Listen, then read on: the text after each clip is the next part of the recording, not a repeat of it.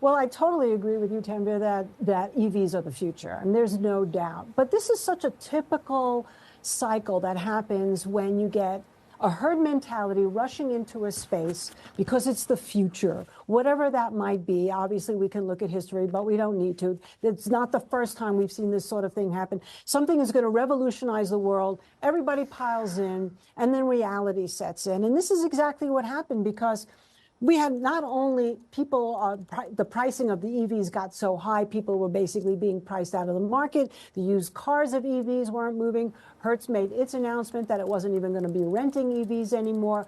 Obviously, Tesla now has some good competition with BYD.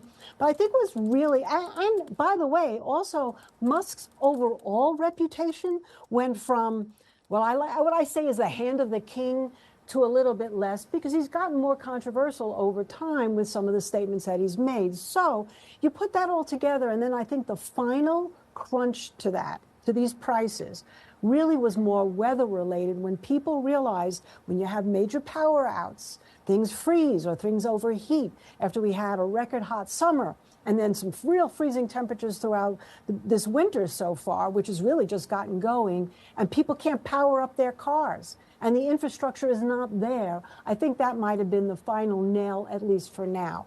So, of course, people who are investors are going to look for where's the bottom. I want to see what happens at around 150. That's kind of the number that's in my head for Tesla. 150. Okay. If it breaks down below 150, then we're getting into a very bearish zone, you think? Well, if you look back just a couple of years, Tesla actually ranged between like 75 and 150. It was an amazing amount of time, like 2 years, and then it broke out of that point. So I would say it would be really hard pressed to get it below 150. But if it does, I don't think it would go much lower. I mean, maybe 125, maybe 100, but then I think that would be the buy of the century. So, yeah, I'm just being extremely patient.